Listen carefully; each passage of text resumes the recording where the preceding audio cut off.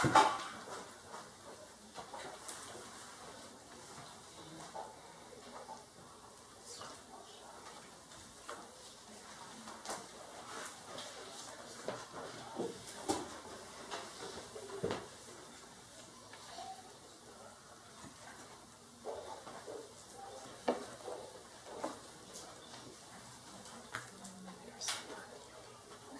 querido, em nome do Senhor Jesus Cristo, estamos reunidos nesse nome que nos deste e no sangue dele que verteu por nós. Agradecemos que nos concedes, por convite do Senhor, levantarmos os olhos a Ti, para ser salvos. Invocamos Teu nome, Pai, para que, através do sangue de Cristo, também Teu Santo Espírito, possa nos ajudar a todos. Pedimos a Tua direção. A Tua graça e competência para cada um de nós, para estar atento a Ti que estás presente e que moras em nós. Que possamos ser sensíveis a Ti de coração sincero. Amém, Senhor. Rogamos, Senhor, a Tua direção. Amém, Senhor. E nos entregamos nas Tuas mãos, confiando na Tua ajuda e misericórdia e fidelidade do Senhor. Em nome de Cristo Jesus. Amém. Amém, Senhor. Irmãos, cada vez que fazemos alguma gira visitando irmãos, igrejas, quase sempre o Senhor coloca uma carga da gira, ou seja, algo que é uma carga que se repete em boa parte das igrejas da região, por onde estamos passando. Com exceções, claro, sempre estamos atentos, ou procuramos estar atentos no espírito, para poder realmente discernir a carga dele em nossos corações. E às vezes essas cargas são complementares e se juntam umas com as outras. Então, uma dessas cargas nos últimos tempos tem sido, e ontem fizemos uma menção rápida, já em distintos lugares temos dedicado mais tempo para entrar nessas cargas. Uma dessas recentes é o assunto de Tamid. Tamid é a palavra hebraica para se referir ao sacrifício contínuo, que é um elemento importante do que falou o Senhor Jesus, quando rejais a abominação desoladora onde não deve estar. Essa abominação desoladora se coloca quando é tirado o contínuo sacrifício que tinha que ser reinstaurado na primeira parte do centenário final, das 70 semanas, os centenários de Daniel 9. Então, uma carga tem sido essa, compreender o assunto do sacrifício contínuo, e em vários lugares o Espírito nos tem mantido aí. E há outras duas cargas adicionais relacionadas também que o Senhor nos tem estado levando em distintos lugares. E uma delas, gostaria que, como está relacionada no final, gostaria que pudéssemos considerar hoje. Seguramente os irmãos já têm considerado isto também, mas é parte da carga de hoje. Então, para isso, gostaria que fôssemos ao livro de Efésios, ou carta de Paulo aos Efésios, para nos encontrar ali com um conceito espiritual, uma palavra de Deus, com um conteúdo muito especial. E essa palavra poderíamos dizer que seria a síntese dessa carta, não? Então, vamos abrir aí no capítulo 1. Vamos ir aí, Efésios capítulo 1. E vou ler rapidamente do verso 3, que é como uma espécie de alfombra vermelha, não? Que nos vai conduzindo ao ponto X. Então, vou ler rápido, quizás somente sublinhar alguns pontos, como estou falando, através dessa alfombra vermelha, aqui um contexto imediato para nos levar e compreender melhor, através do contexto imediato, o ponto central e a carga principal, pelo menos na introdução. 1:3, diz Paulo: bendito seja o Deus e Pai de nosso Senhor Jesus Cristo. Estou lendo da versão espanhola Reina e Valera, revisão 1960, mas estou passando para o brasileiro. Vou falar mais brasileiro que português. Vocês, alguns conheceram nosso irmão Hernando Chamorro, de Colômbia, que estive em Chile, estive por acá. Ele ia fazer umas visitas e uma vez o Senhor falou para ele: aprende brasileiro, não falou português. O Senhor falou: aprende brasileiro. E ele perguntou: português? O Senhor falou: brasileiro. Então agora, eu prefiro dizer agora brasileiro.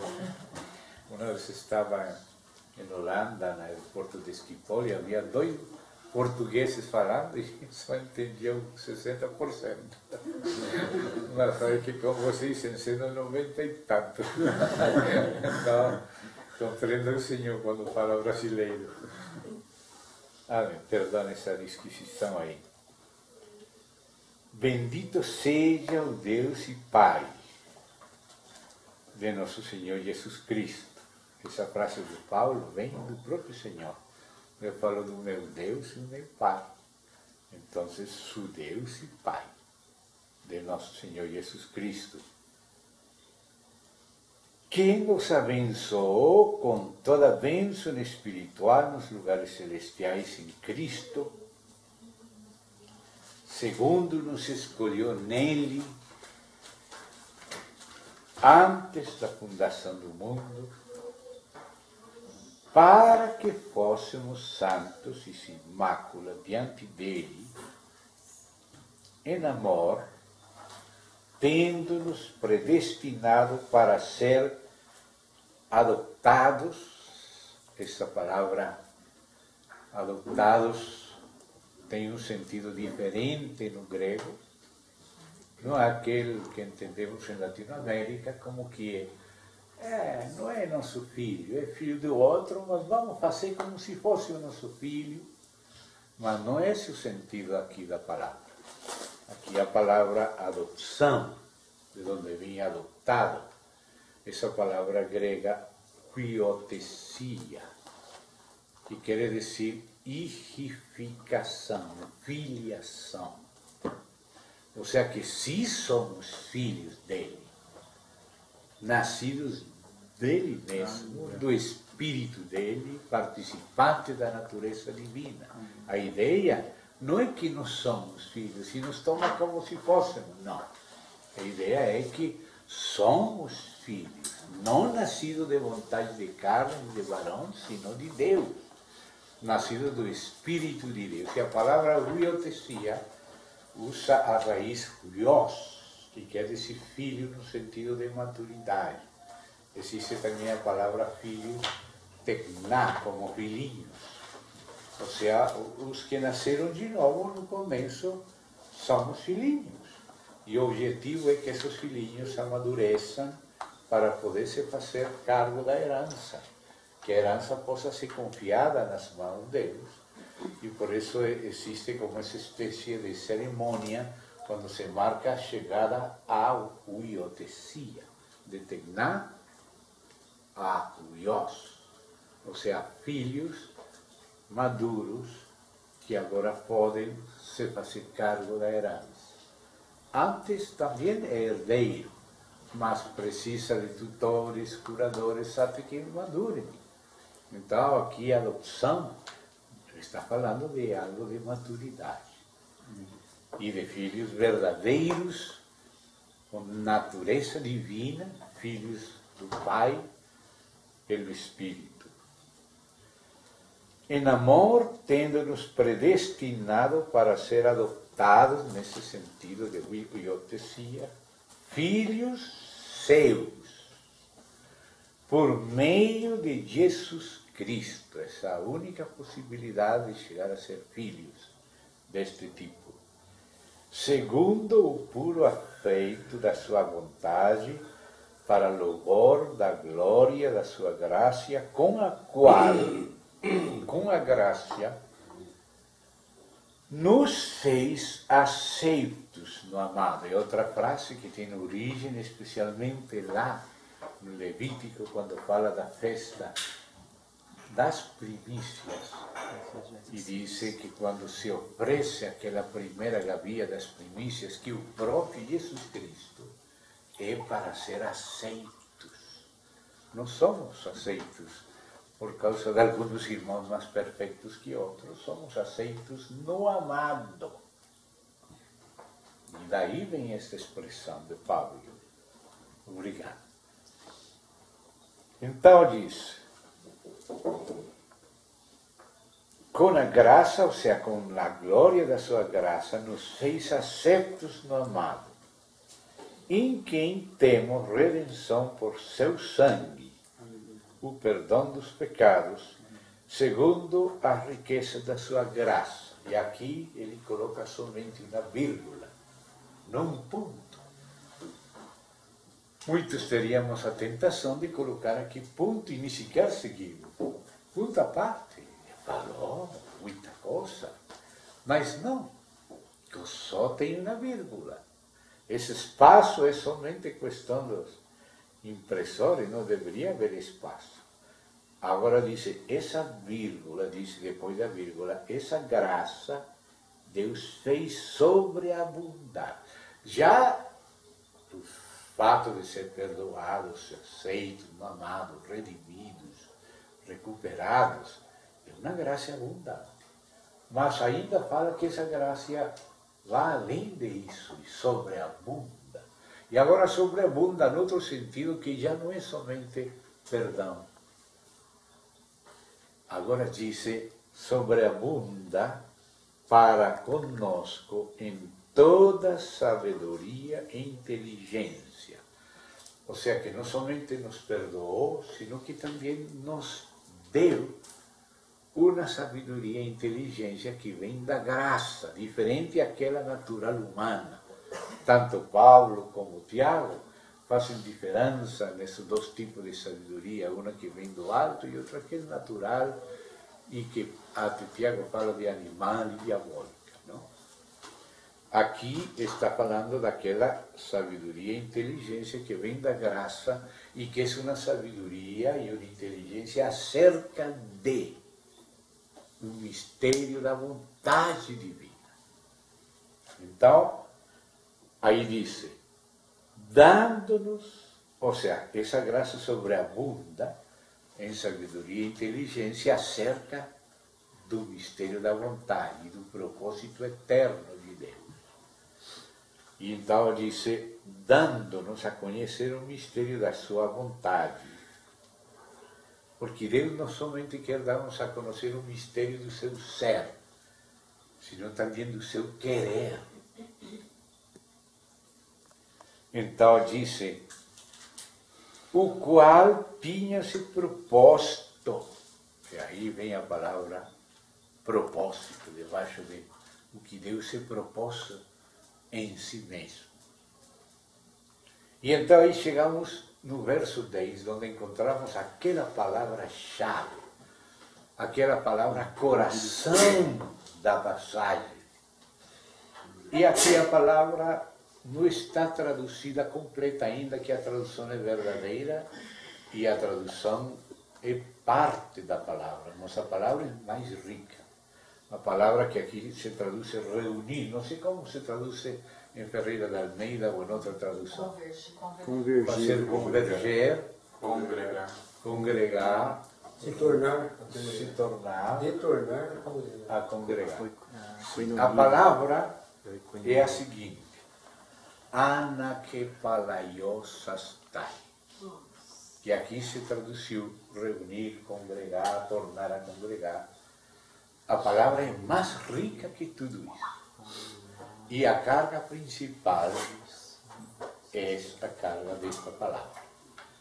Falei que o demais era aquela, a palavra vermelha, que nos conduz a esse propósito eterno de Deus, cuja primeira palavra é esta: anakepalaiosastai.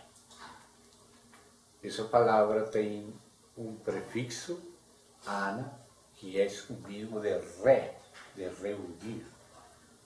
E tem um sufixo, depois da raiz, que é sastai, que é, como decimos em espanhol, e acho que também em português, o verbo em infinitivo, não conjugado. Por exemplo, comer, aí o verbo está em infinitivo, não está conjugado. Se fala comi, está conjugado. Primeira pessoa do singular em passado. Comerei, primeira pessoa singular, mas no futuro. Comimos, primeira pessoa do plural, no presente, do passado. Não comemos, comimos. Ou seja, aí vemos que o sufixo é a conjugação do verbo, mas a terminação sastai é que mantém o verbo em infinitivo, sem conjugar. Por isso, reunir. Se fomos reunidos é em passado e em voz passiva. Não? E em plural. E é ainda em masculino, porque se foram as irmãs, diriam fomos reunidas. Mas reunir é a palavra em infinitivo. E essa raiz, prefixo ana, de anakepalaiosastai, está bem na primeira raiz de reunir, reunir. Mas a chave não está nem no prefixo, nem no sufixo, sino na raiz principal, coração da palavra, kepalaio, que é uma raiz de muitas palavras em espanhol e em português. Por exemplo, a principal era cabeça, capo, encéfalo, capitão. São palavras que têm a ver com recapitulação e encabeçamento. Não é qualquer reunião. Se não é reunião em Cristo, se não é Cristo a cabeça, não importa se é reunião. Por isso a palavra reunir é parte da verdade, mas não toda. Porque reunir ao redor de uma cabeça no qual se junta e se resume tudo e que dá sentido a tudo. Então não é suficiente reunir, congregar. Porque não pode se reunir como livro, reuniu muita gente para fazer uma torre. O anticristo também quer reunir, o ecumenismo reúne, mas ao redor de quem? Esse é o assunto. Congregar, mas ao redor de quem? Ou de quem? Não é suficiente reunir, nem congregar, tem que ser ao redor de uma cabeça que somente é o Filho de Deus, o Filho do homem Jesus Cristo. O objetivo de Deus é criar para seu Filho. O Pai não fez nada sem o Filho e não fez nada para outra coisa que não seja para seu Filho. Então, esta reunião é mais que tudo um encabeçamento por parte de Cristo. Um encabeçamento de tudo que existe no céu e na terra, que reúne o céu e a terra e o existente, dando-lhe sentido a tudo em Cristo. Todo existe para Cristo. Ele é a cabeça, Ele é o herdeiro e Ele também é o Criador como o Pai. Não existe nada que tenha sido criado sem participação de Cristo. O Pai todo quis criar, incluso antes de criar, planejar com Cristo. Com Ele estava eu, diz aí o Provérbios, a sabedoria divina personificada, que é Cristo, o Filho de Deus. E diz a versão que eu gosto dessa tradução de Ferreira de Almeida aqui em Provérbios 8, como seu arquiteto. Aquele que planeja com o Pai e também cria com o Pai. Todo foi criado com Ele, por Ele, nele, para Ele. Então, essa palavra na que palaiosa está aí? Recapitular ou encabeçar em Cristo tudo que há nos céus e na terra, na economia da plenitude dos tempos. Esse é o coração do propósito eterno de Deus para com seu Filho e também para com a esposa que o Pai lhe dá ao Filho. Porque no segundo verso, depois deste, que é o 10, que diz encabeçar todas... Aqui vou fazer um salto nas frases, porque o tradutor mudou as frases do ordem bíblico. Então eu vou recuperar somente o ordem bíblico, que me parece mais fácil de entender. Então, observe que eu vou fazer com uma frase que está no meio, vou passar para o final, e outra que está no final, vou passar para o meio, para deixar como está no grego. Verso 10. Encabeçar ou recapitular. Todos estão nos céus como que estão na terra, na economia da plenitude ou do cumprimento dos tempos. Essa é a ordem, como aparece no grego, que o irmão tem aqui o grego e está conferido. Verdade que é assim? É assim. O irmão é testemunha assim. Então, amados, aqui aparece que o foco central que está no coração de Deus é o Filho. Que tudo que existe no céu e na terra existe para o Filho. No coração de Deus está que seu Filho seja o sentido de todas as coisas. Tudo existe para Ele. Todo pode ser saciado, mas tem que ser por Ele. Se não estamos nele, não vamos estar saciados, vamos estar insatisfeitos. Não vamos a ter a dignidade de ser, porque Ele constitui nossa dignidade. Ele que nos dá o sentido, e o sentido tem a ver com Ele de a mesma criação. Você lembra lá em Gênesis 1:26, quando disse, façamos.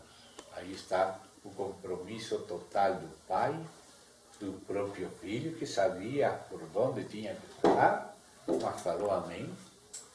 Por isso disse, destinado diante da fundação do mundo, para fazer isso a favor nosso, e também o Espírito que aplicaria tudo.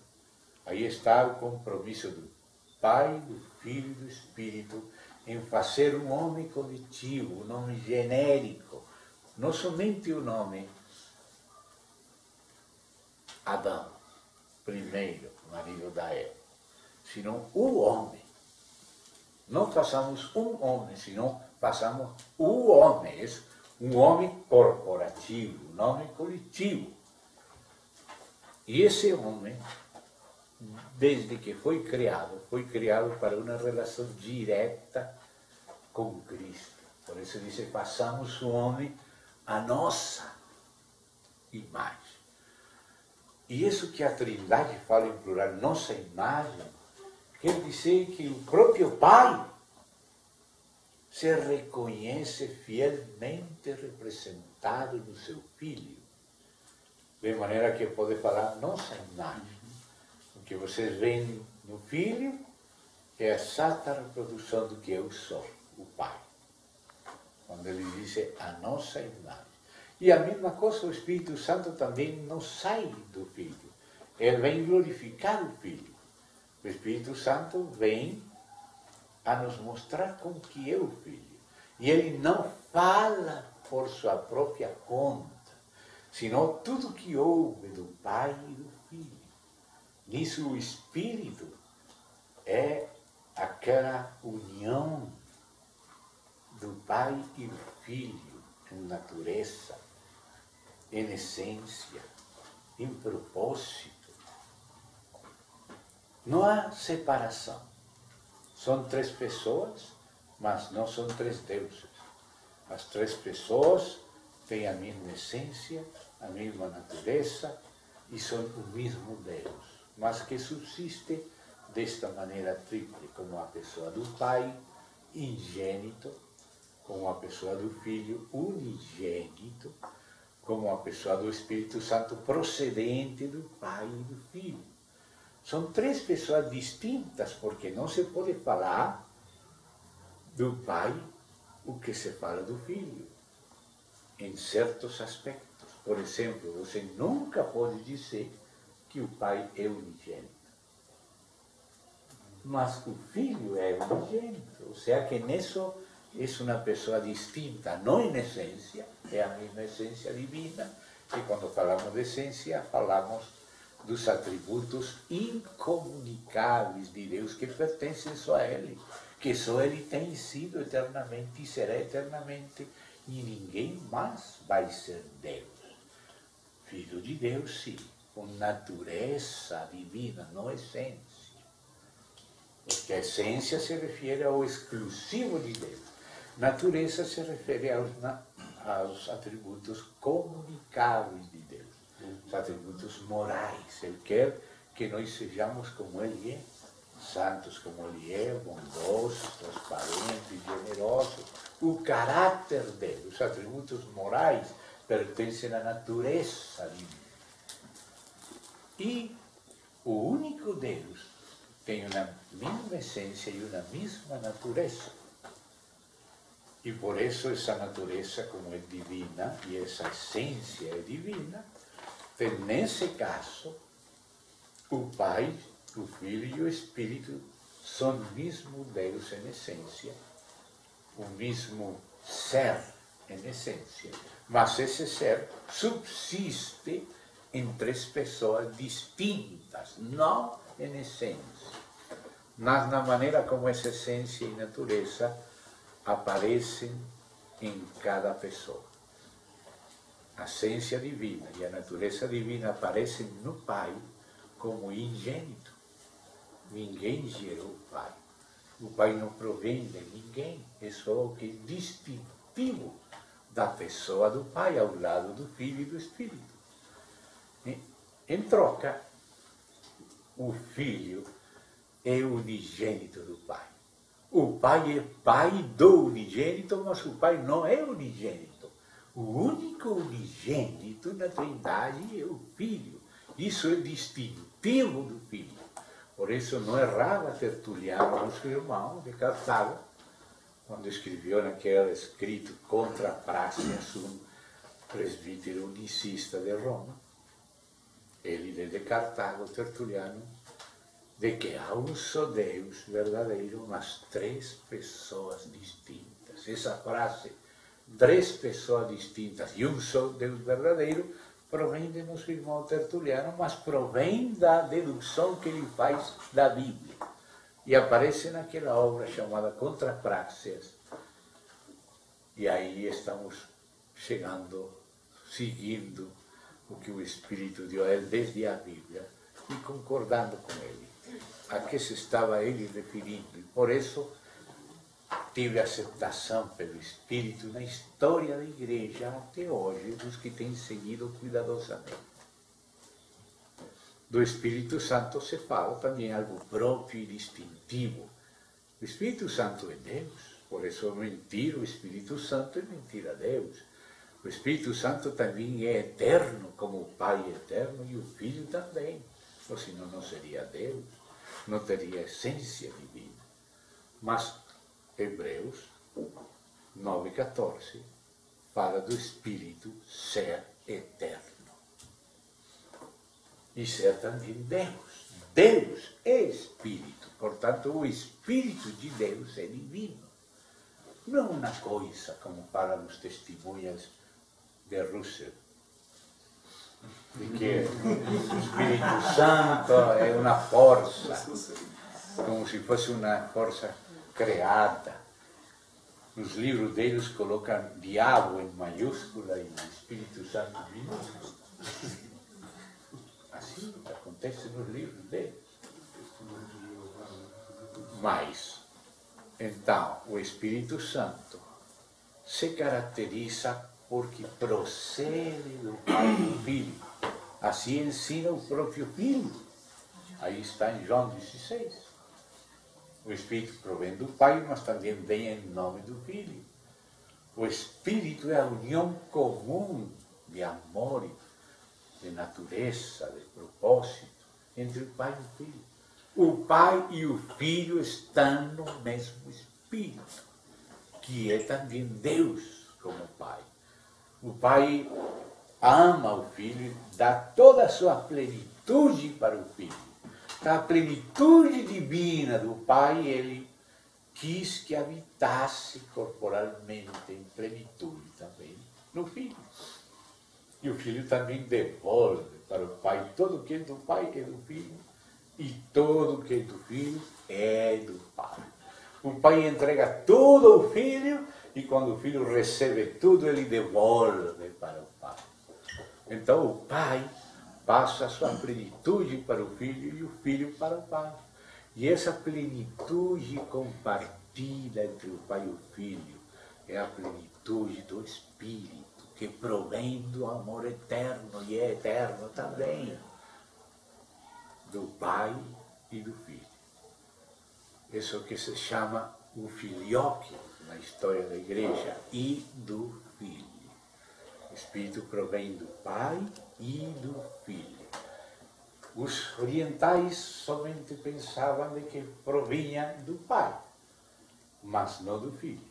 Somente numa ocasião na história da igreja, durante o Concílio de Florência, naqueles tempos de Savonarola, aí se fez um concílio onde, por fim, por única vez na história da igreja, os orientais e os ocidentais concordaram em confessar que o Espírito Santo se provém do Pai, mas também do Filho. E do Filho, filioque, no latim de Florência, filioque. Então, você vê que você não pode dizer do Pai que ele procede de alguém. Mas o Filho procede do Pai, e é unigênito do Pai, e isso não se pode falar do Pai. Mas isso só se pode falar do Filho, portanto, algo distintivo entre a pessoa do Pai e do Filho.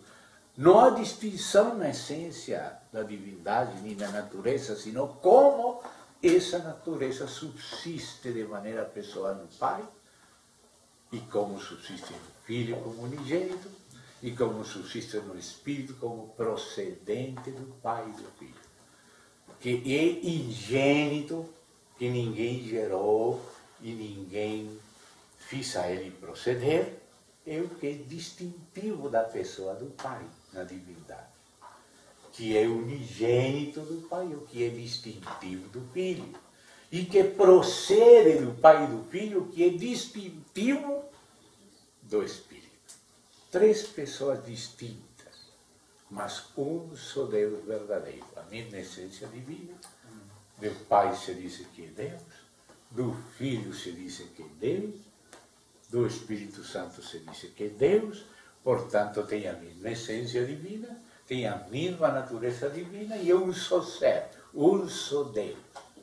Mas um Deus que subsiste em três pessoas, um Deus trino.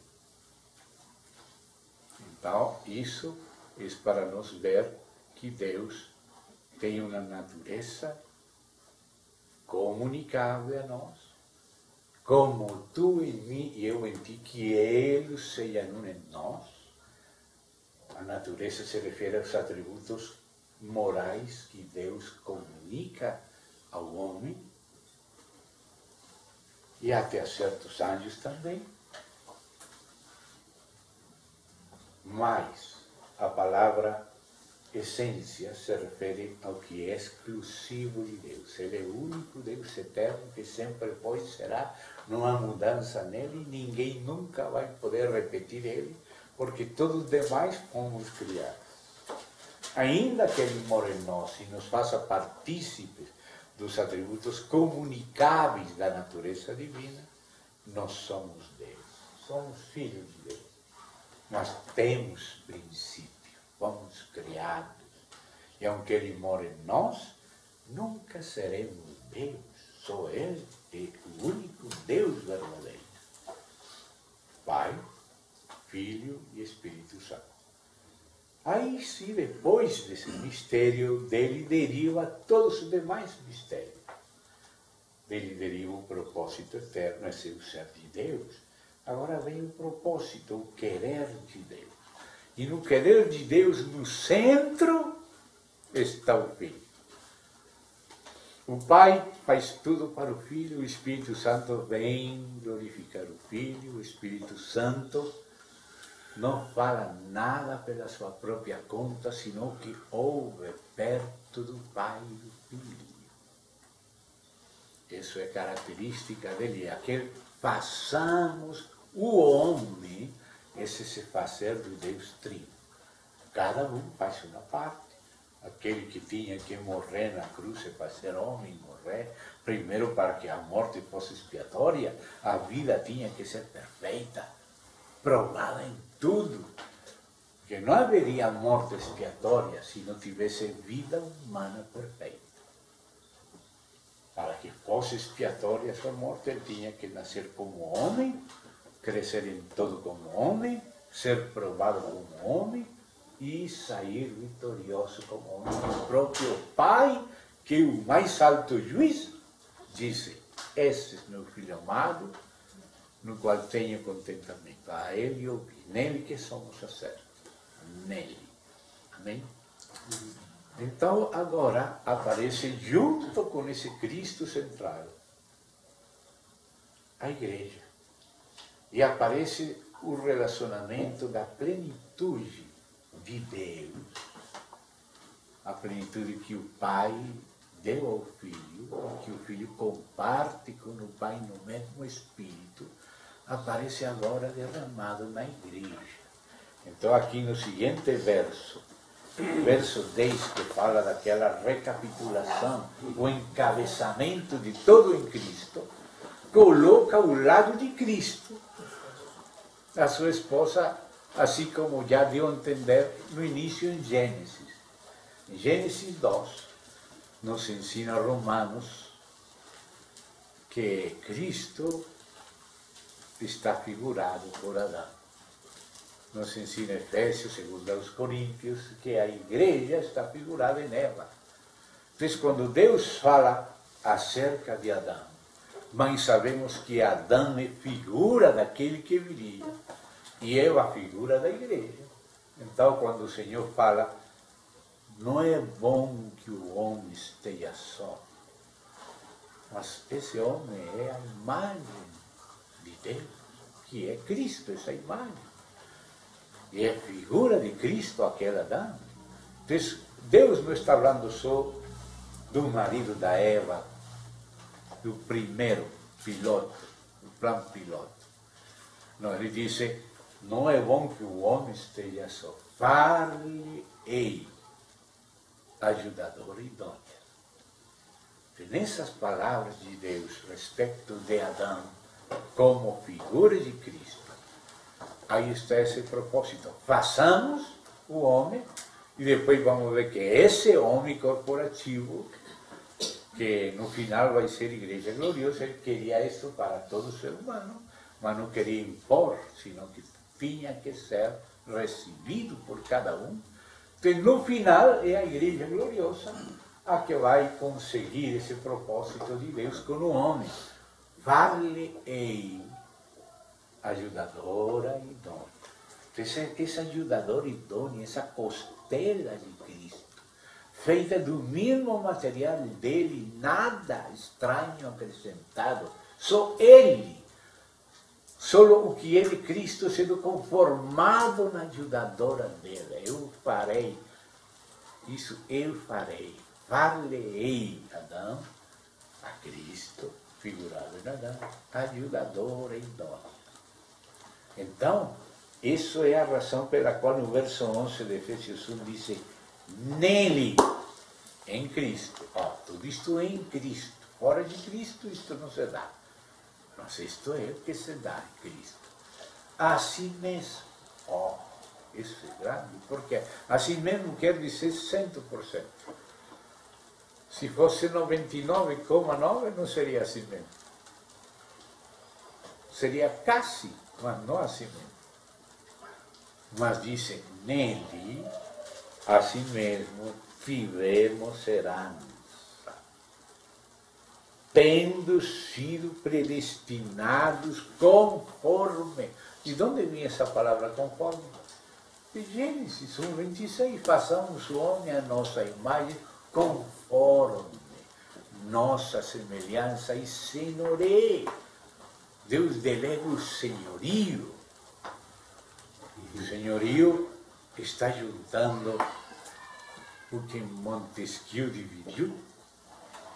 Montesquieu foi aquele filósofo francês da época da Revolução Francesa, que escreveu esse livro famoso, que se estuda em direito, O Espírito das Leis, que divide os poderes em legislativo, executivo e judiciário. Mas no caso de Cristo, esses poderes estão juntos. Ele que é o legislador. Ouvistes que foi dito, o que falou Moisés. Mas já Moisés havia previsto, por ordem de Deus, o tempo, como diz Lucas, de reformar as coisas. E que era necessário ouvir aquele filho. Então, ouvistes que Moisés disse, mas eu vos digo, que a última palavra não é Moisés, é o filho. Por isso as bem-aventuranças, a constituição do reino mostra ele como legislador. Mas o executivo também é ele, e o juiz também é ele.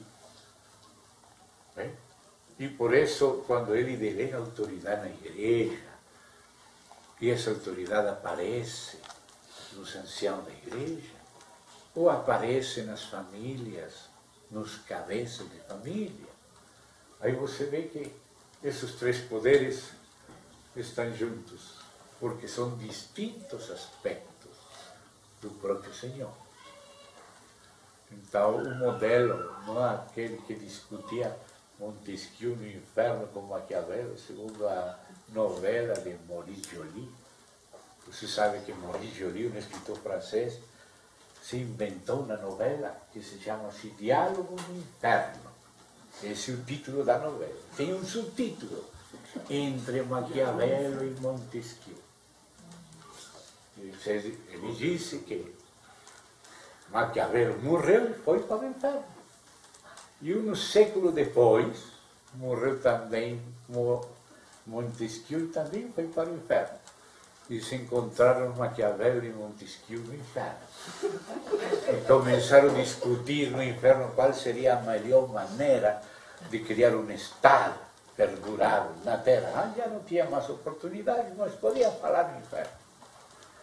E claro, aí Montesquieu apresentou a ideia dele e Maquiavel conseguiu infiltrar todas as instituições legislativas, executivas, judiciárias, ficou todo no inverno. Depois, algumas párrafos dessa novela foram incluídas de maneira espúria nos chamados protocolos do Sábio de Sião, que pretende ser uma reunião de 24 actas de conversa dos anciãos de Sião, mas é um só que fala. E esse que fala, Amorillo daquela novela.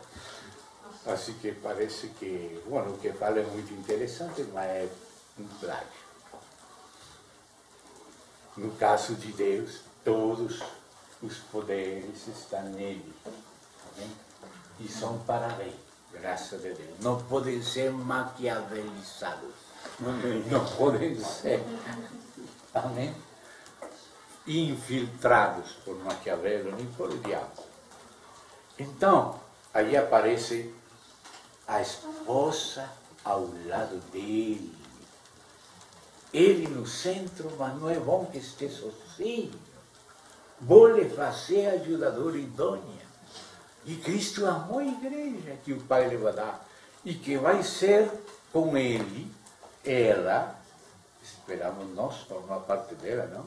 Sim. Para ser com Cristo como Cristo é com seu Pai. Porque Cristo é totalmente leal ao Pai, está centrado no Pai. Vive para o Pai e o Pai vive para o Filho e o Filho para o Pai no mesmo Espírito. E isso é o propósito de Deus de fazer com o Filho, dar a ele uma esposa que seja com ele como ele é com seu Pai, que esteja no mesmo Espírito que ele. Por isso, no primeiro capítulo de Efésios, na segunda parte, aí fala, diz assim, quando fala da plenitude, diz no verso 21 e 22 e 23. Sobre todo principal e autoridade, poder e senhorio, sobre todo nome em que se nomeia, não só neste século, sino também no vindouro, someteu todas as coisas debaixo dos seus pés. O Pai debaixo do Filho someteu todas as coisas. E lo deu por cabeça, cabeça, sobre todas as coisas, a igreja, a qual é o seu corpo, a plenitude daquele que todo enche em todo.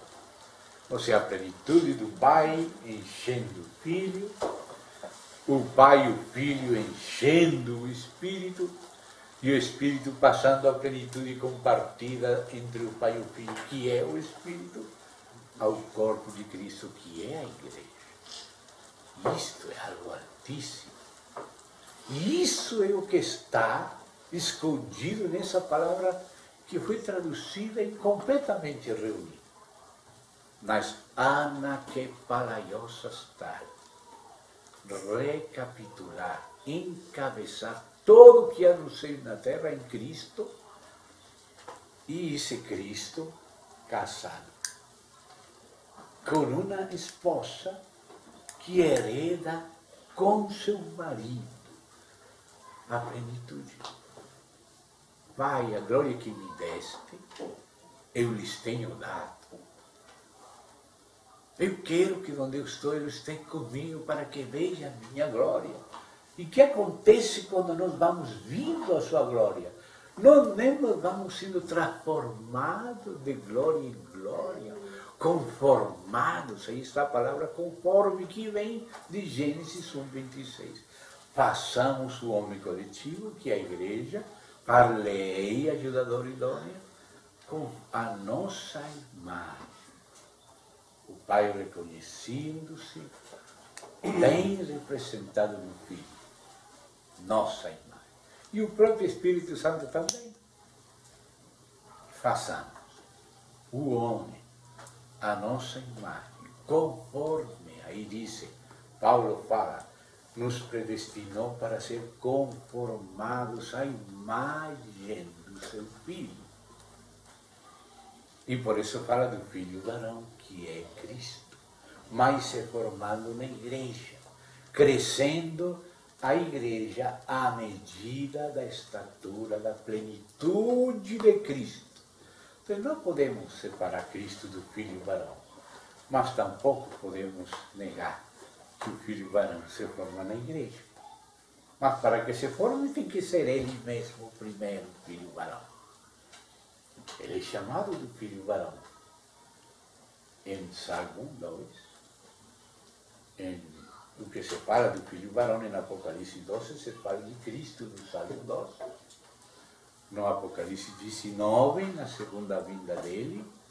E aqui em Efésios, quando diz que a igreja tem que crescer à estatura da plenitude do varão perfeito. O varão perfeito é Cristo. E ele é que está morando em nós. E nos está enchendo dele, configurando-nos a imagem dele para reinar com ele. Por isso diz, nele a si mesmo tivemos herança. Então você vê que essa palavra imensa, encabeçar tudo que há nos céus e na terra em Cristo. Esse Cristo é o Cristo de 1 Coríntios 12. Gostaria que vocês lembrassem nessa passagem que sabemos de memória, mas vamos lembrar de novo, 1 Coríntios 12, para ver a relação da igreja com Cristo. Disse o verso 12 também. 1 Coríntios, capítulo 12, verso 12. Porque assim como o corpo é um, e tem muitos membros, mas todos os membros do corpo, sendo muitos, são um só corpo, quizá nós diríamos assim também na igreja, porque vem falando do corpo de Cristo. Nós falaríamos assim por falsa humildade. Assim também a igreja.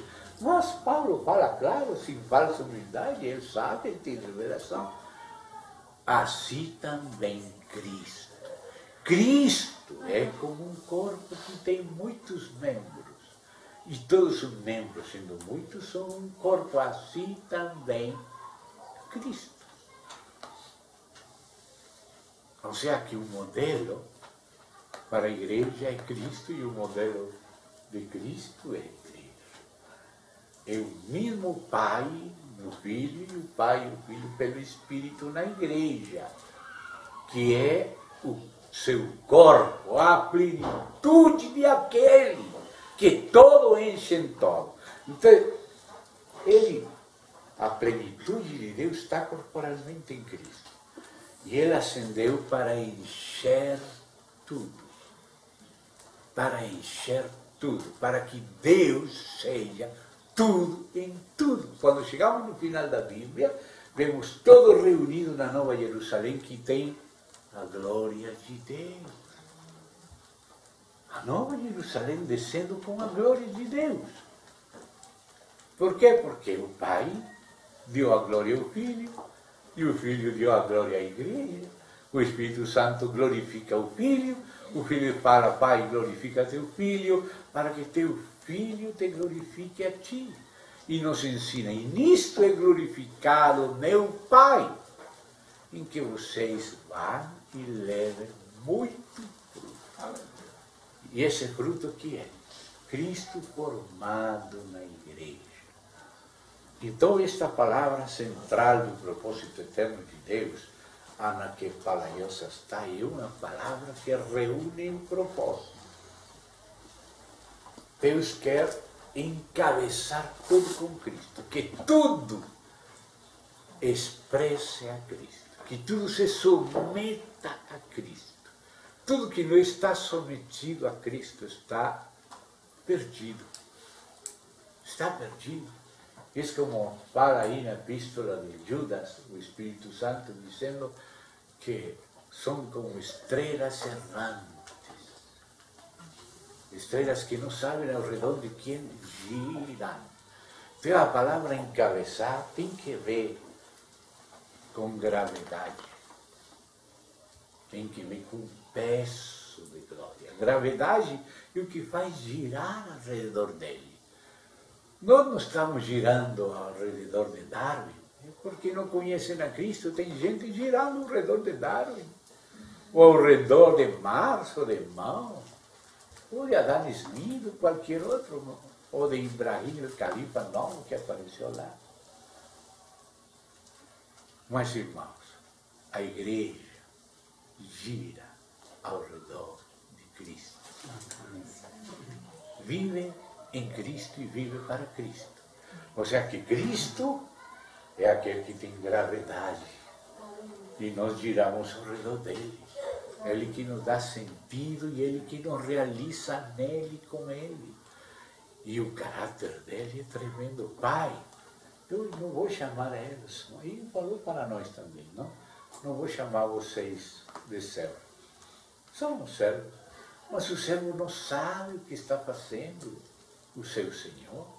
Mas isto que está fazendo o nosso Senhor, ele disse, vou chamar vocês amigos, porque as coisas que ouvi do meu Pai, eu tenho falado com vocês. Vamos fazer isto juntos. Tem coisas que ele fez só em Trindade, Pai, Filho e Espírito. Seja a luz, tchau, pareceu. Os planetas, as galáxias, a palavra dele. Mas tem coisas que Deus não quis criar assim. Ele só quer fazer contigo, se você também quiser a mesma coisa.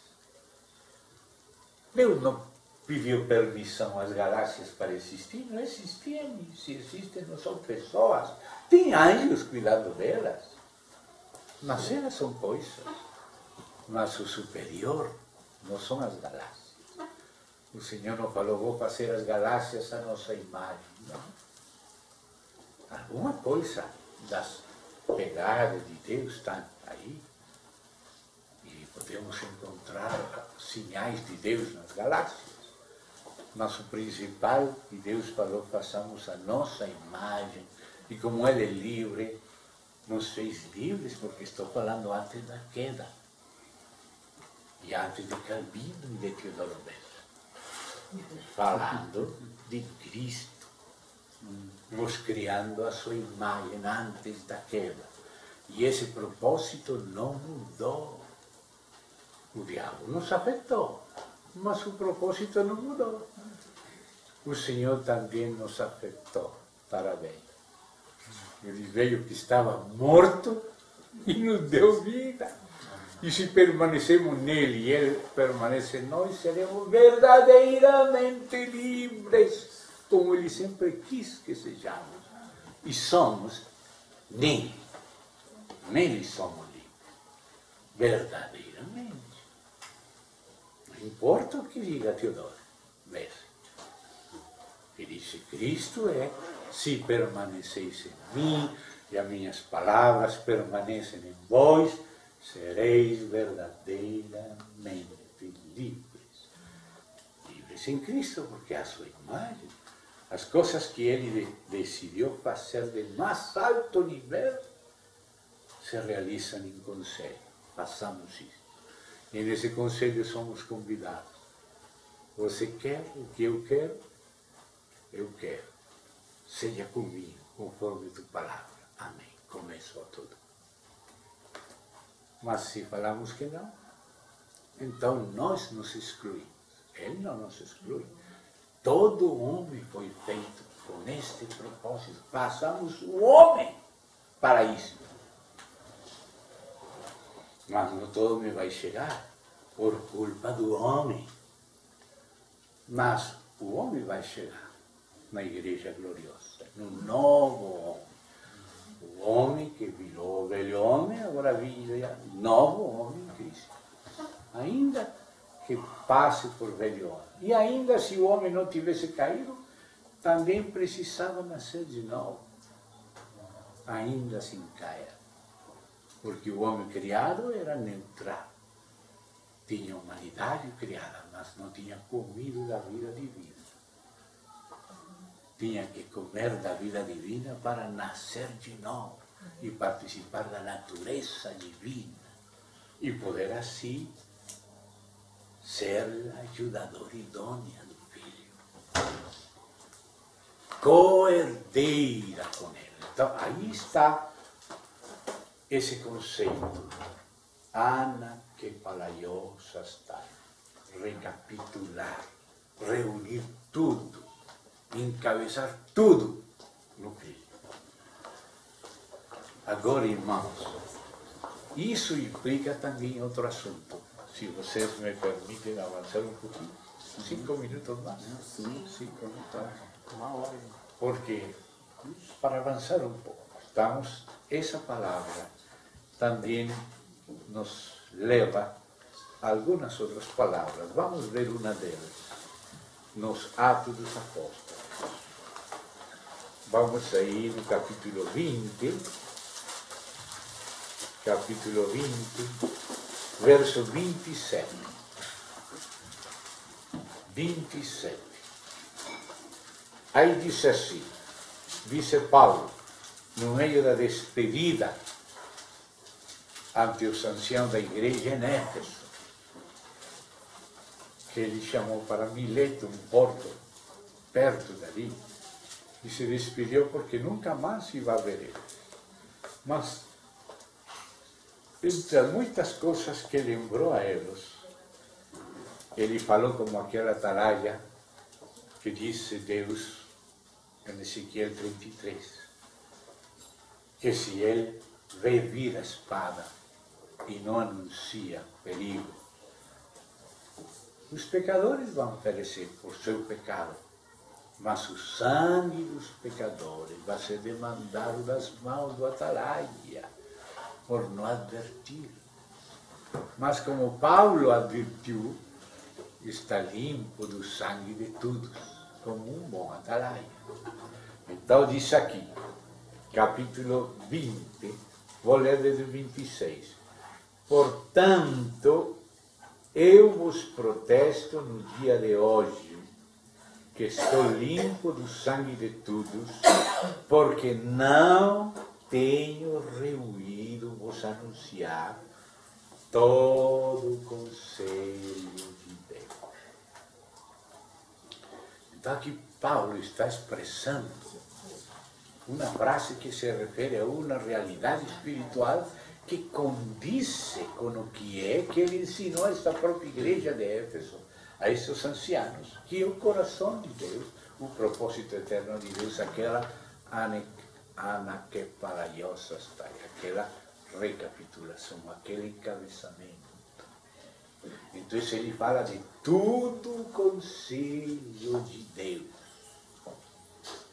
Isso tem a ver com aquela plenitude. E isso é a parte final da era. Há outra carga do Espírito. Não sei se teremos outra oportunidade amanhã, ou se já vamos viajar com Santivício e ficamos um dia mais, não sei, depende de se eles levantarem, mas a gente fica mais um pouco, se nos convida um dia mais. Vamos pensar. Vamos pensar. Há uma palavra na Bíblia que também carga. Verdade presente. Porque às vezes estamos só ligados à era da reforma. Se somos luteranos ou calvinistas. Mas essa foi verdade, e sigue sendo, mas foi a verdade presente do século XVI. Mas nós estamos no século XXI. Será que não correu nada de água debaixo da ponte em 5 séculos? Bastante. Qual é a verdade presente? Essa é uma carta. Mas, olha, a verdade presente, que é a carga de outra mensagem, é a anaquepalaiosastai. Ou seja, a encabeçamento, a plenitude, tudo conselho de Deus. Veja comigo outra expressão onde isto também fica claro. Vamos lá aos Tessalonicenses, primeira aos Tessalonicenses, capítulo 3, verso 10. Olha a carga do coração de Paulo. Essa tem que chegar a ser também a carga do coração da igreja. Começado pelo ministério, mas o ministério é para aperfeiçoar os santos para a obra do ministério. A obra do ministério é edificar o corpo de Cristo, a plenitude daquele que todo enche de tudo, é trabalho de todos os santos.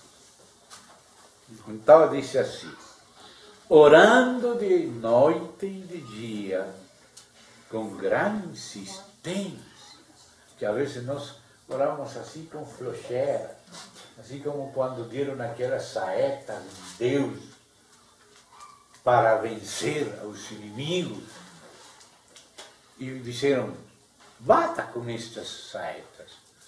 E aquele rei fez assim. Eliseu falou, por que fiz assim? Tem que fazer. E aí termina com os inimigos. Não faz nada. Era a saeta de Javé para vencer os inimigos, mas tinha que insistir com força até conseguir. Mas ele foi frouxo, como um cravo frouxo, que não pode pendurar nada aí, porque vai cair o cravo com tudo que pendura. Por isso aquele sacerdote, Serna, foi retirado, porque era um cravo frouxo na parede. Não insistia, como insistia Elias 7 vezes, vai, ó, já subiu a nuvem? Não, continuava, até que subiu a nuvem e veio a chuva. Muita coisa não acontece porque não demonstramos que temos verdadeiro interesse.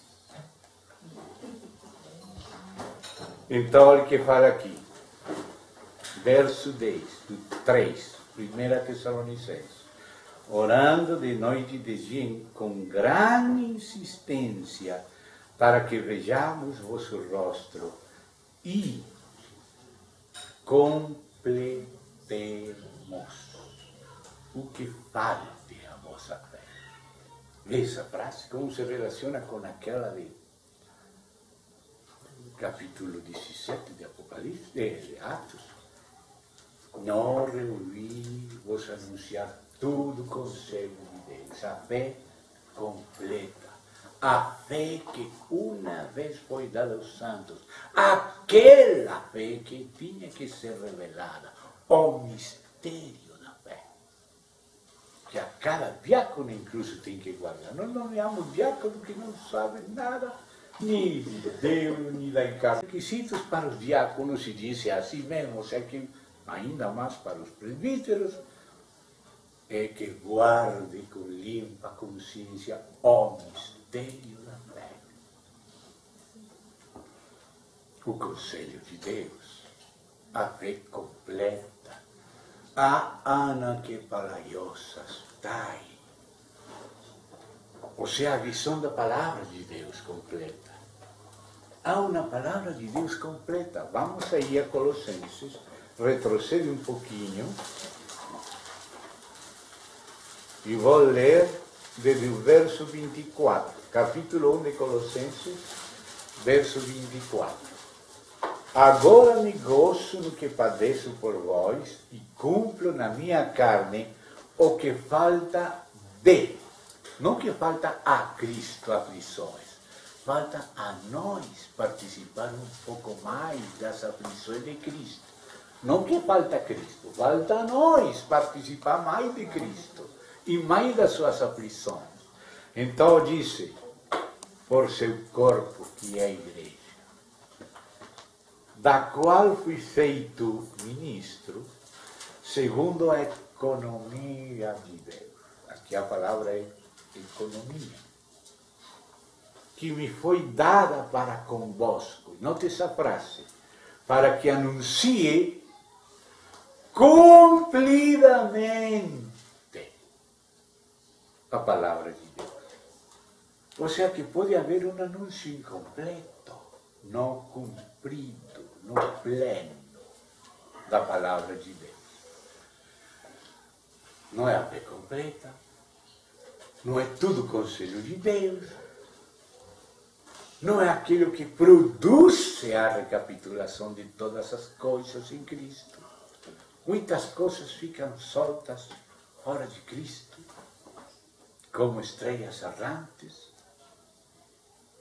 Mas aqui fala de um anúncio cumprido da palavra de Deus. E logo explica qual é o anúncio cumprido. Diz, um mistério que tinha estado oculto desde séculos e idades, mas que agora, ou seja, no Novo Testamento, esse mistério é revelado, e esse mistério é a palavra de Deus cumprida. Que às vezes nós gostamos, bom, eu gosto desse, tereis prata em abundância, conseguireis os melhores vestidos. Essa é nossa Bíblia, que gostamos de sublinhar. Gostamos prosperidade, buscamos todos os versículos de prosperidade, e essa é a nossa Bíblia. Mas essa é a palavra de Deus cumprida?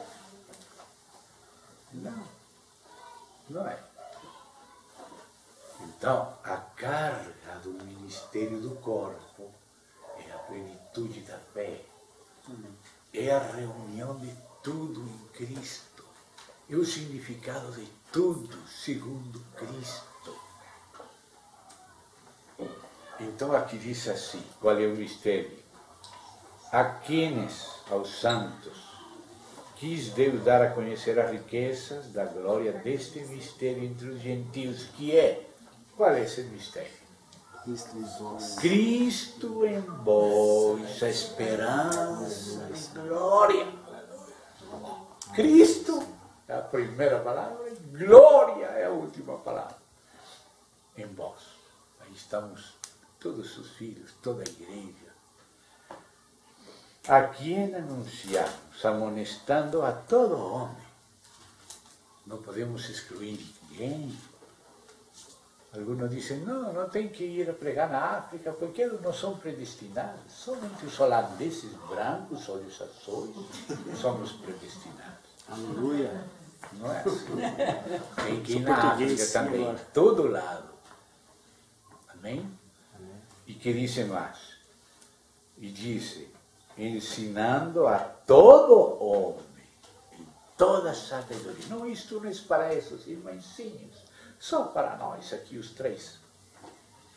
Não. A todo homem, toda sabedoria, a fim, qual é o objetivo? Apresentar perfeito em Cristo Jesus aos predestinados que você pretende conhecer? Não. Apresentar perfeito em Cristo Jesus a todo homem. Esse é o objetivo do coração de Paulo. E tem que ser o nosso também. Igual que Paulo. Mesmo espírito com Paulo. Que às vezes somos um mesmo espírito com algum outro que não era o apóstolo Paulo, não era enviado por Cristo. Às vezes até foi enviado pelo diabo. Então, amado, para o qual também trabalho, lutando segundo a potência dele, a qual age poderosamente em mim. E aí continua falando que nesse mistério de Deus Cristo está escondido todos os tesouros da sabedoria, e aí do mistério do céu vem o mistério do querer.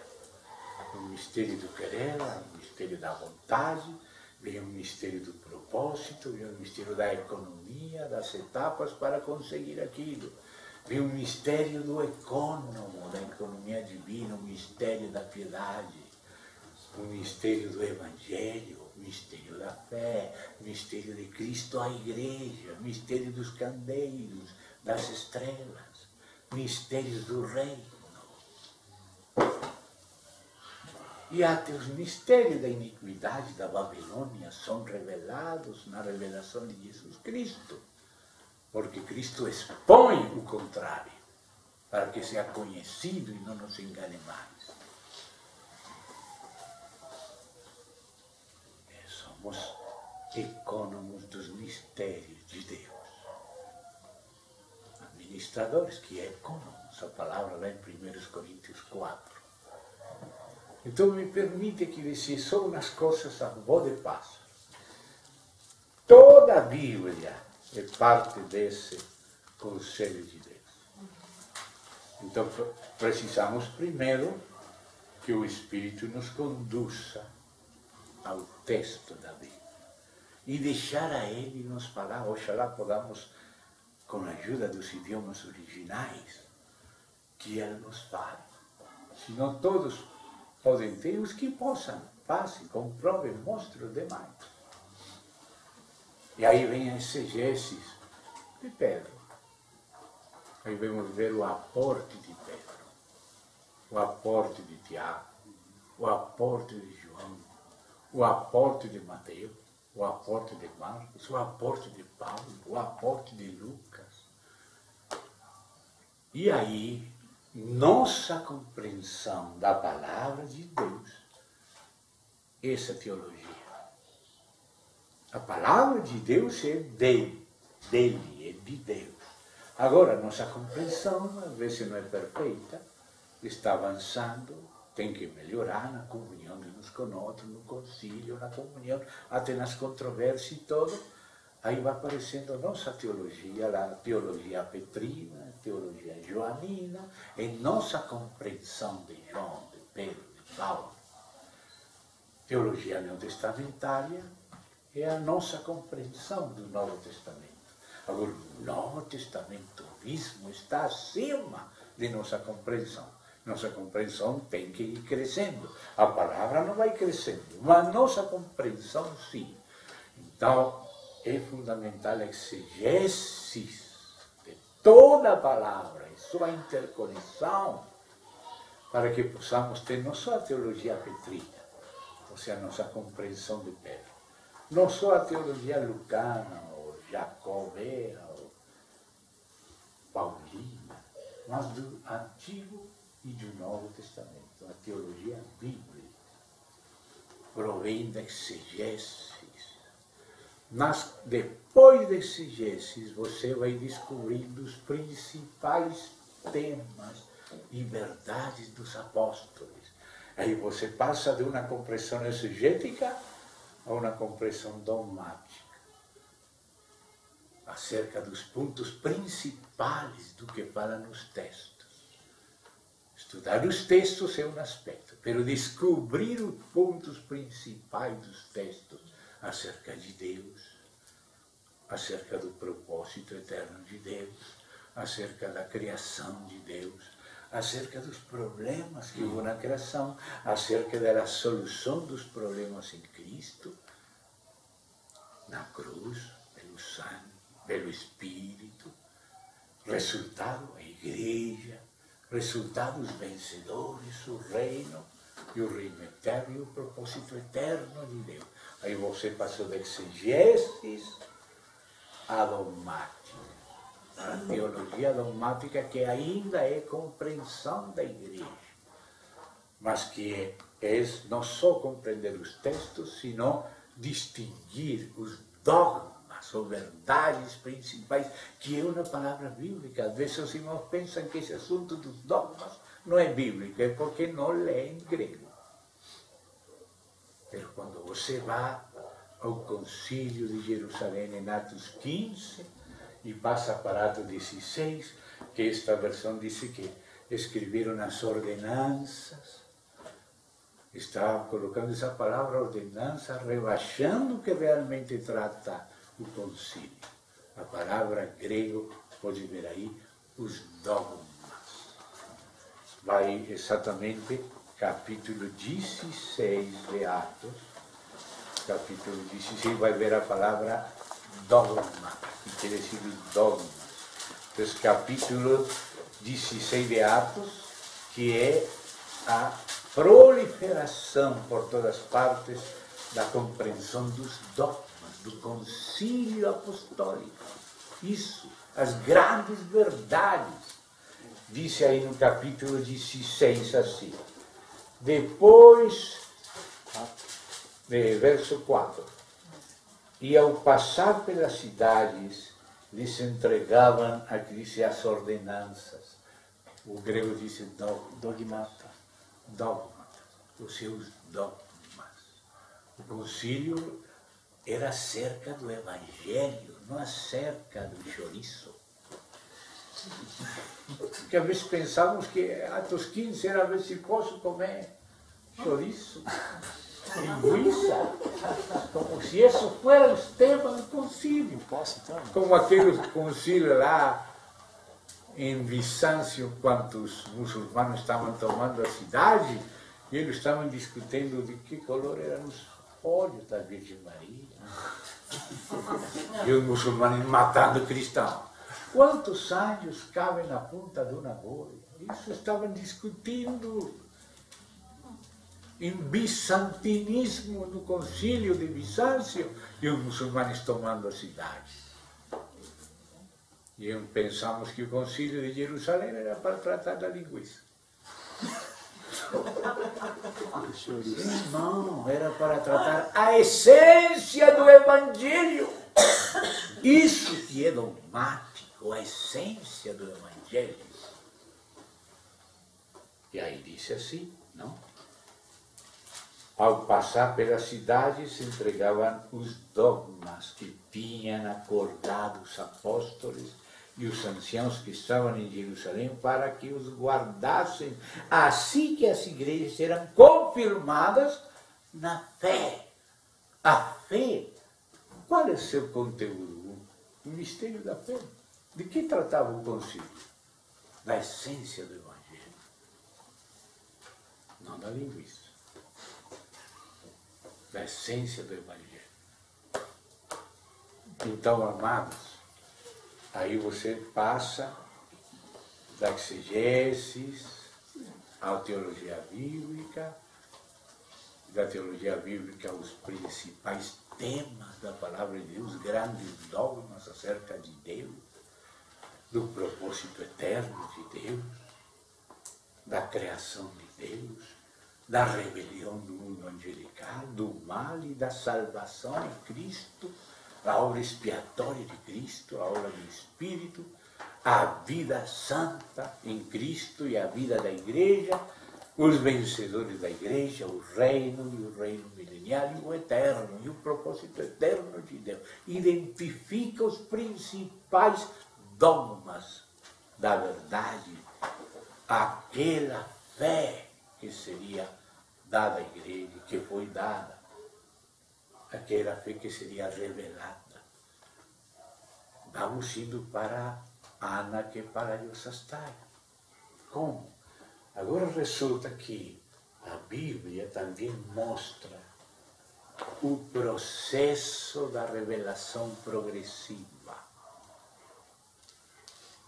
Não somente mostra a exegese do texto e os grandes temas da palavra de Deus, sino como Deus começou a revelar num processo com os patriarcas, com Adão, depois com os demais que vieram, Sete, Enoque, Noé, Abraão, Isaac, Jacó, Moisés, Josué, Samuel, os profetas. Como Deus foi revelando progressivamente. Agora é outro aspecto da compreensão da igreja, o aspecto histórico. Primeiro, como Deus se revelou ao longo da história. Como foi crescendo a compreensão, como Deus foi acrescentando e como a mesma compreensão, não só a revelação foi progressiva, sino a compreensão da revelação tem sido progressiva. E logo chegamos à era da igreja, e logo vamos avançando na história da igreja, nas tônicas do Espírito, nas diferentes épocas. Porque se você segue o que o Espírito Santo ensinou segundo a edificação de Cristo, que ele falou, eu edificarei a minha igreja. Então, conhecer a história da igreja e conhecer a obra de Cristo. E como a igreja começou a crescer, como falou Jesus, que semearia uma semente, e se que se dessem conta que aquela plantinha vai crescendo, primeiro folhinha, depois grão, espiga, grão cheio de espiga, e quando o grão está maduro, não no ano tal, não, Kairos, não Cronos, quando o grão está maduro, em seguida se coloca a fosse, porque a seara chegou. A seara, ela não vai chegar tal dia, tal hora, não. Quando o grão está maduro. Então, nós somos herdeiros dessa ensino do Espírito e edificação de Cristo por etapas na história da igreja. E nós estamos acima dos ombros de outros. A era patrística começou a perguntar quem que é Jesus. Pode ser uma criatura, o anjo Miguel, ou o Filho de Deus, mas criatura. Mas como pode ser criatura, pode que seja Deus. Aí começamos a perguntar. E assim como aconteceu no Concílio de Jerusalém, ha aparecido bem ao Espírito Santo e a nós, tendo chegado a um acordo, até que todos cheguemos à unidade da fé do Filho e à unidade do conhecimento do Filho.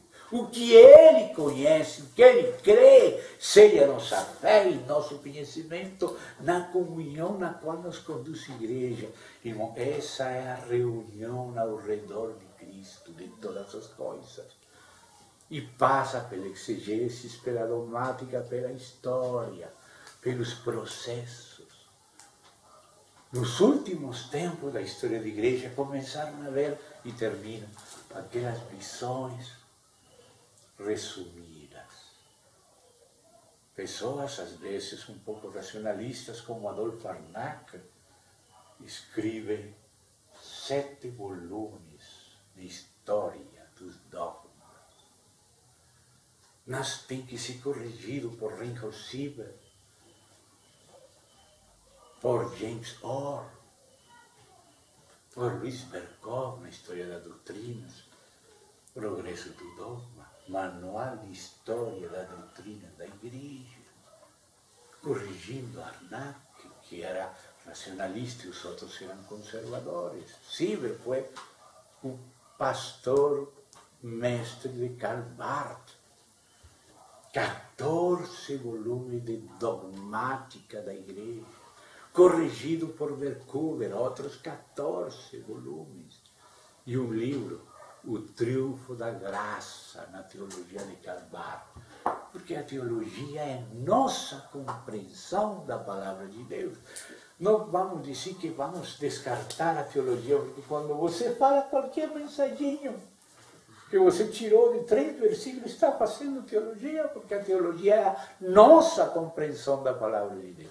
Oxalá que nossa compreensão seja fiel, mas se faltam coisas, vai continuar a digestão, vai continuar o alumbramento da formação de Cristo na igreja, até que todos cheguemos à unidade da fé e do conhecimento. Aí está Ana que Palhaiosa está aí nesse aspecto.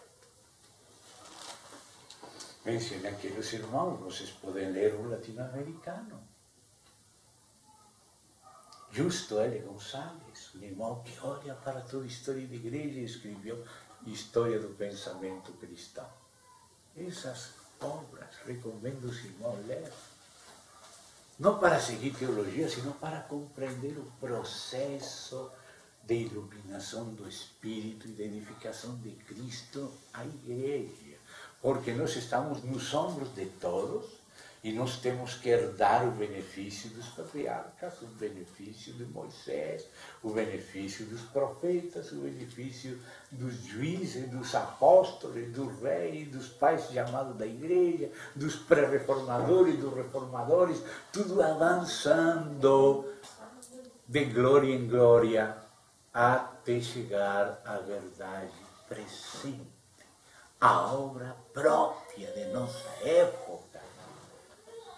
Porque nós temos que ser fiéis à nossa geração. Não vamos esquecer as gerações anteriores, porque estamos nos ombros deles. Mas nós temos uma responsabilidade, porque o Senhor está avançando, chegando no final.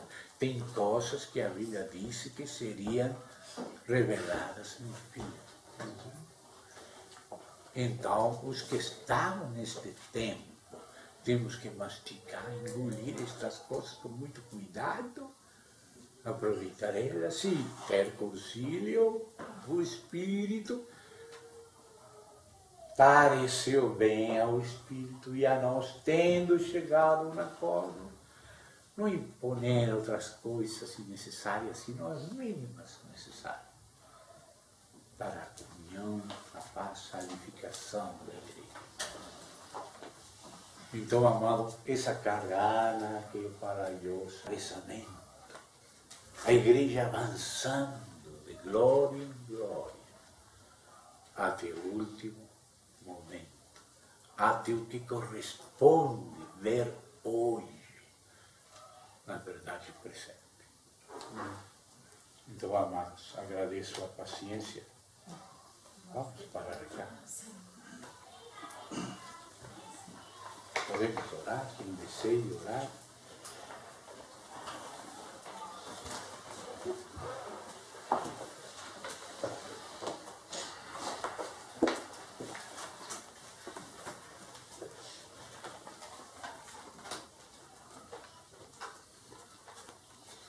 Senhor, nós te agradecemos pela tua misericórdia e compaixão.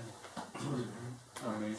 Damos graças, Senhor Jesus, porque o Senhor tem se proposto que o Espírito da sabedoria e da revelação chegasse até nós. O Senhor irmão Paulo, orávamos para que os teus filhos compreendessem.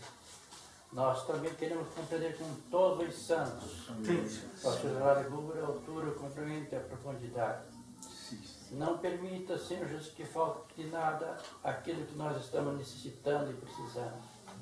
O Senhor conhece até onde cheguemos e aonde precisamos ainda chegar. Tenha as misericórdias de cada um de nós. Tenha a compaixão. Nós te pedimos em nome do teu amado Filho Jesus Cristo. Amém. Qualquer outro irmão ou irmã que decide orar.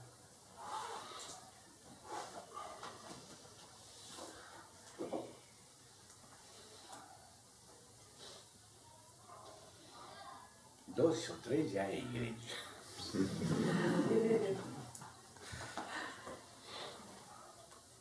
Senhor, nós te damos graças, Pai, por estarmos aos teus pés e aprendendo do Senhor, dos teus conselhos, da direção que o teu Espírito tem dado às nossas vidas pela tua palavra, Senhor, da compreensão das Escrituras, Senhor. Obrigado que por elas somos edificados, nos amamos uns aos outros, Senhor, pela tua vontade, que é boa, agradável e perfeita, e nela nos movemos, Senhor. Te agradecemos, Senhor, pela misericórdia que o Senhor tem dado, tem se manifestado, tem manifestado a nós, Senhor. E como tu és bom, Amém. Nós te agradecemos. Em nome do nosso Senhor e Salvador Jesus Cristo. Amém. Amém.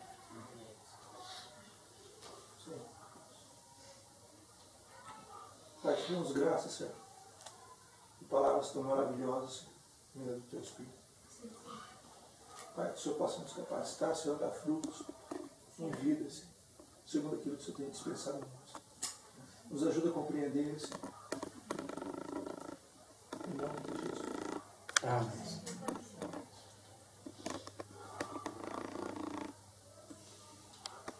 Como igreja, nós reconhecemos, Senhor, que tudo, absolutamente tudo está encabeçado pelo Senhor. Amém, Jesus. Nós hoje, como igreja, temos um cabeça, Senhor.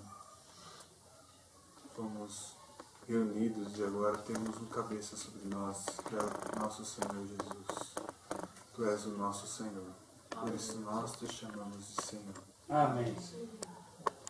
Louvamos, Senhor, porque tudo está debaixo do Senhor. Aguardamos esse tempo em que tudo seja posto debaixo dos teus pés.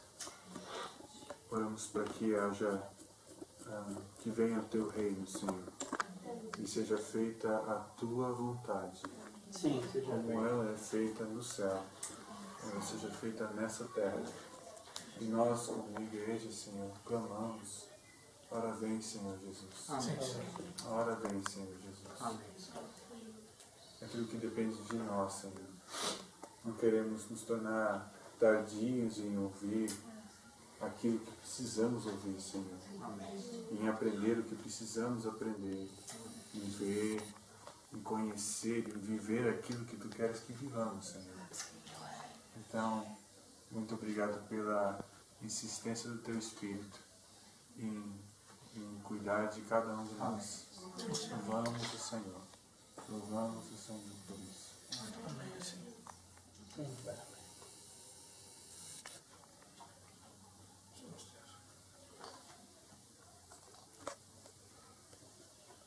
Uma irmã, para encerrar.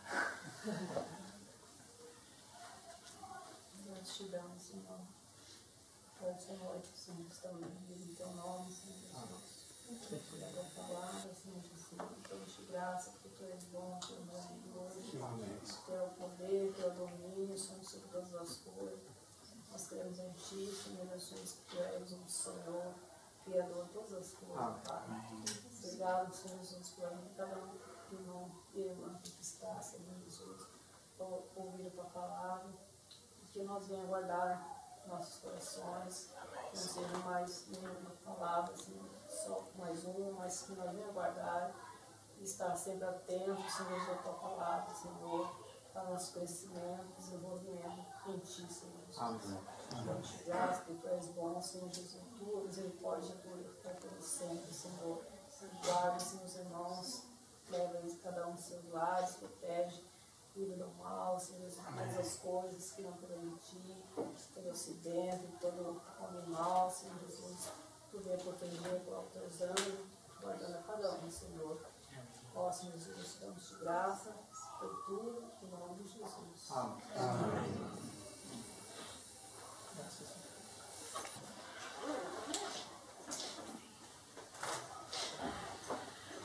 Há algum irmão que seja da igreja de Guiporá?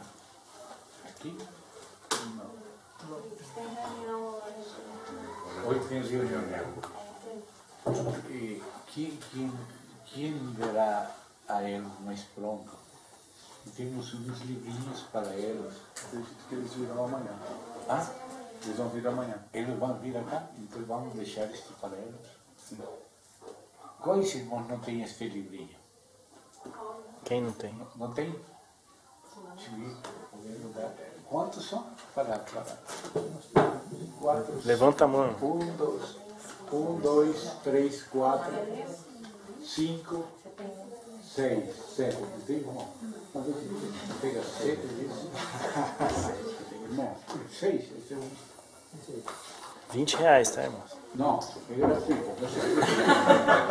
De oferta.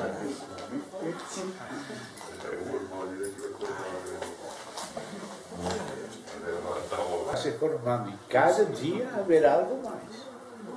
E temos que continuar. Mas penso que nunca vamos terminar.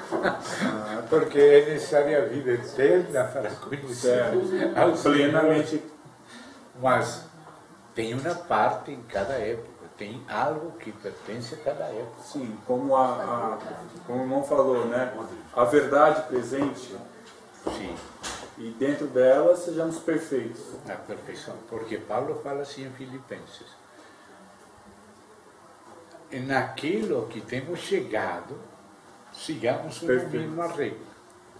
Mas, se alguma coisa não compreendeis agora, já vais compreender depois.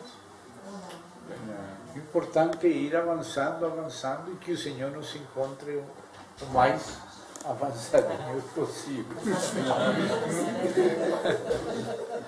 Porque alguns vai estar sobre 10 idades, outros sobre 5, enfim. E outro estará sendo corrigido. Aqueles que receberam os 5 talentos e negociaram, ganharam 5 talentos. E é interessante que o Senhor Jesus usou uma expressão idêntica. Servo bom e fiel, no pouco. O que recebeu 2, que ganhou só 2, e o que recebeu 5, os 2 foram tratados igual. Fiel no pouco, não discutiu o quanto, porque cada um é conforme a sua medida. Para alguns irmãos que têm uma capacidade, um poder ali, alguma coisa que recebeu, ele vai avançar num determinado tamanho. E o outro vai avançar menos. Né? E os 2 vão ser tratados pelo Senhor segundo aquilo que receberam. Os talentos são diferentes. A mina é a mina. Esse texto aí, já estava compartilhando semana passada, sobre esse texto mesmo aí, que diz que até que cheguemos à unidade da fé, no pleno conhecimento de nosso Senhor Jesus Cristo, né? E a unidade no Espírito, na verdade, nós temos. Não tem como dizer que nós temos. Está compartilhando aquele dia, né? Unidade na fé não tem. Cada um ainda fala alguma coisa e tal. Então eu concluí com o irmão que muitas vezes que o Senhor move, né? Para concretizar essa situação aí, da unidade na fé. É uma palavra, né? Que eu creio, eu tenho para mim, chamada tribulação. Eu não sei como vai se desenvolver, mas os irmãos vão, através disso, embranquecer. Ficar mais unidos, né? Porque lá diz lá em Apocalipse, uns serão provados, embranquecidos, né? Parecendo que boa, poderosa. Eu tenho essa compreensão, sabe, sobre esse texto. Não sei se é válido. É um país de boa daqueles. Irmão, você me deixou curioso agora, não vou poder mais comer chouriço? Faz concílio? Não, eu já não comia, mas eu posso comer ou não posso, afinal de contas? Não, mas falando sobre esse texto, irmão, qual que é a essência, então, do concílio? Porque ele fala sobre, mas escreve-lhes que se abstenham das contaminações dos ídolos, bem como das relações sexuais ilícitas, da carne de animais sufocados e do sangue. Por isso, mas isso é uma técnica, não uma técnica, sino umas instruções para evitar, mas o que eles trataram não foi isso. O que discutiam era se podiam ser salvos sem se circuncidar, sem pretender se salvar por meio da fé, da lei de Moisés. O seu tema essencial era o Evangelho. Se escutou a todos, incluso os fariseus. Mas qual foi a conclusão? Que sabemos, disse Pedro, que somos salvos por meio da fé no Senhor Jesus Cristo. E o demais era então como se saber comportar entre os irmãos que têm certas sensibilidades e tal. Mas o objetivo principal era que a salvação é pela fé, não pelas obras da lei, o que fala Gálatas, o que fala Romanos e outras partes. Não? Claro, por amor. Se eu como carne e outro não come, eu vou me abster por causa daquilo. Por amor do outro, não vou provocar dificuldade no outro. Então, por isso essas conclusões no meio judaico era para agir com amor. Mas querer impor a salvação pela circuncisão e por guardar a lei de Moisés, e não compreender a essência do Evangelho. Então, o que o concílio tratou com a essência do Evangelho. E, conforme a essa essência, então tomou medidas práticas mínimas para não escandalizar os que se escandalizariam. Mas não entrou em todas aquelas coisas, mandar circuncidar, mandar os 613 mandamentos e os demais que acrescentaram ao longo das cidades. Então, o objetivo era ficar como essencial e na prática do amor, enquanto à convivência com as pessoas. Né? Mas essa questão especificamente do sangue tem alguma conotação além da física da questão? Porque as outras coisas não é difícil de se entender, contaminação dos ídolos, relações sexuais ilícitas, carne de animais porque o Senhor mandou essas coisas e eles tinham essa sensibilidade. Então, alguns vai lendo, encontra lá que aquele que come ratão. Então disse, prefiro não comer ratão. Não disse, eu vou comer. Não discuti na igreja. Bem, recebi nas coisas periféricas ao que come e ao que não come. E aquele que come não menosprecia o que não come não julga o que come. Bem, então, não suportarem essas diferenças, ter em conta a sensibilidade dos outros, que essa é a essência do assunto. Mas o problema está quando nós queremos impor uma proibição ou uma liberdade que alguns têm, que outros não têm. Alguns podem tomar um pouco de vinho, outro quizás com um pouquinho já fica mareado, porque tuvo problemas. Então, não se pode forçar certas coisas, distinguir o que é essencial e nisso procurar seguir uma mesma regra e nas outras coisas ser tolerante, nas coisas periféricas, onde cada um faz com boa intenção, se as tem, de tomar vinho ou de comer algum tipo de carne ou de sangue, e outro come de todo. Eu conheço um irmão, não vou dizer nomes, claro, nem lugares, que ele comia de tudo, porque ele tinha liberdade e fazia isso diante dos outros. Depois ficou com gota, com arteriosclerose, que ficou tudo.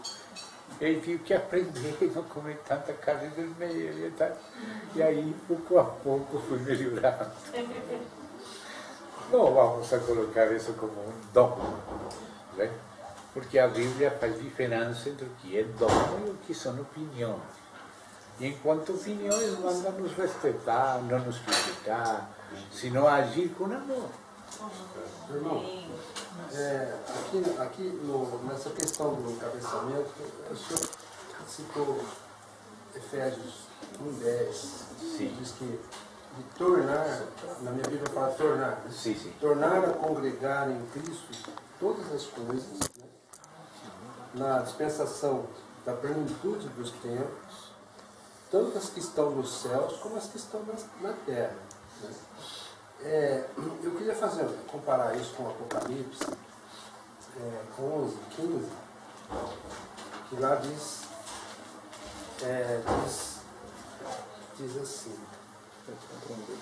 Apocalipse, sabe quem que é assim, 11, 15. O sétimo anjo tocou a sua trombeta e houve no céu grandes vozes que diziam: os reinos do mundo vieram a ser de nosso Senhor e do seu Cristo, e ele reinará para todo sempre. Agora, também com isso, eu queria citar Lucas 4, 5, 6 e 7. O senhor também já deve estar sabendo, mas... Não colocou você mesmo. Lucas 4, 5, 6 e 7. Porque lá